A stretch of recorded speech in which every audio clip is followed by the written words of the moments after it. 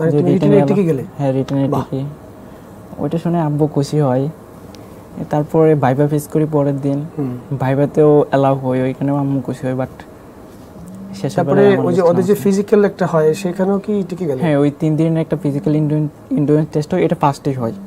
এটা ফার্স্টে হয়, ওখানে আমি অ্যালাউ হওয়ার পরে আমাকে রিটেনে বসতে দেয়। আচ্ছা, তো ওখানে রিটেনও তুমি একদম সাকসেসফুলি পার করে ফেললে। তারপরে ভাইবা বোর্ড ডাকলো তোমাকে? হ্যাঁ, ভাইবা তো তুমি মানে পার পেয়ে গেলে? হ্যাঁ, ভাইবাও আমি অ্যালাউ হই। তো চাকরিটা কোনো হলো না কেন? চাকরিটা এক্স্যাক্টলি কেন হলো না সেটার প্রশ্ন আমার এখনও আছে। কেন হলো না, এত মার্ক পাওয়ার 50 মার্কের পরীক্ষা হয়, সেখানে আমার 45 প্লাস, অলমোস্ট 50-র মতোই আমার মার্ক থাকবে। তার মানে তুমি সর্বোচ্চ মার্ক পেয়েছো? হ্যাঁ, সর্বোচ্চ মার্কের লিস্টে থাকার পর কেন হলো না সেটা আমার মনে আদৌ প্রশ্ন জাগে যে কেন জবটা আমার হলো না। আমার সহপাঠী, আমার যে ফ্রেন্ড ছিল আমার একই বেচের, একই কলেজের, সে আমার থেকে কম নাম্বার পেয়ে সে এখনও জবটা করছে। ও, তাদের জব হয়ে গেছে তোমার সাথে কম নাম্বার পেয়ে? হ্যাঁ হ্যাঁ। আচ্ছা, তো তোমার কাছে কি মনে হয় না যে এখানে আসলে অন্য কোনো ঘটনা জড়িত? হ্যাঁ, মনের মধ্যে প্রশ্ন তো জাগেই যে এখানের মধ্যে অবশ্যই কালো হাত আছে। 3টা পরীক্ষায় তুমি ভালো রেজাল্ট করলে এবং তুমি সর্বোচ্চ মার্ক পেলে, তারপর তোমার চাকরিটা হলো না, তোমার চাইতে কম নাম্বার পেয়ে তাদের চাকরি হয়েছে, তারা চাকরি করছে।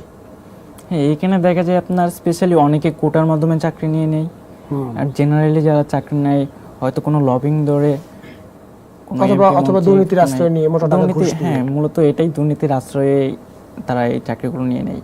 জীবনে প্রথম ধাক্কাটা তুমি দুর্নীতির কাছে? হ্যাঁ, দুর্নীতির কাছেই আমাকে হার মানতে হয়। তারপরে তুমি আবার কোথায় ট্রাই করলে? তারপর আমি নেভিতে ট্রাই করি।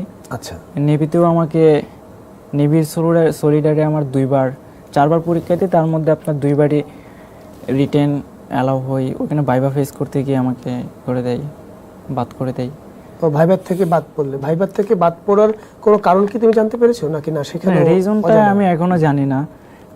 লাস্টে ভাইবার সময় আপনার দেখা যায় ওখানে আমি 17 জন, আপনার হাজার হাজার থাকে ওইখানে যারা এক্সাম দেয়, ওখানে আপনার লাস্ট পর্যন্ত টিকে আসে।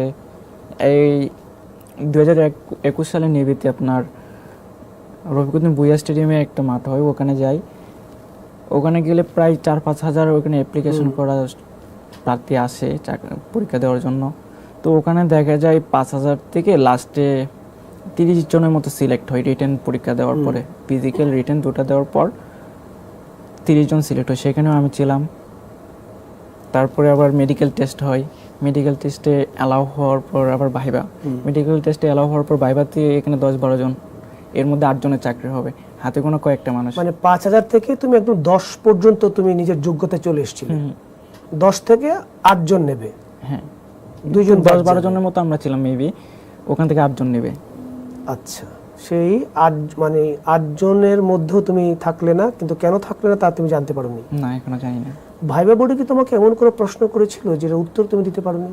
না, ওইরকম কোনো কোয়েশ্চেনই করে নাই। আচ্ছা, হার্ডলি কোনো কোয়েশ্চেন করে নাই, যেগুলো একবার সিম্পল কোয়েশ্চেন সবাই জানে, ইভেন আমি ওইগুলো সাপ্লি ওনাদেরকে আনসার করি। বা তারা কি কোনো রকমের কোনো কিছু বলেছিল যেটার কারণে তুমি তখন বুঝতে পেরেছিলে তোমার চাকরিটা হবে না? না, সেটা ওইরকমভাবে কিছু বলেনি। নরমালি যেভাবে ভাইবাটা নেই সেভাবে ওরা ভাইবাটা নেয়। ওরা কোনো রিকমেন্ডেশনের কথা কিন্তু অনেক সময় বলে, আমি শুনেছি।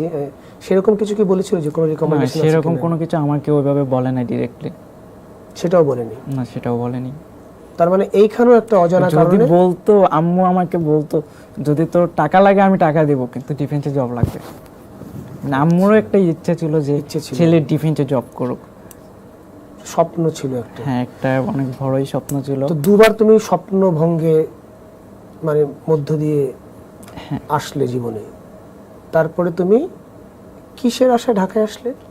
এখানে ঢাকায় আসা মূলত হচ্ছে আপনার, যখন দেখছি বারবার আমাকে ফেইলিওর, কারণ আমাদের দেশে এত পরিমাণ দুর্নীতি হয় যেখানে এই দেশের থেকে কিছু একটা করার মতন অ্যাবিলিটি কোনো স্টুডেন্টের থাকে না ওইরকম।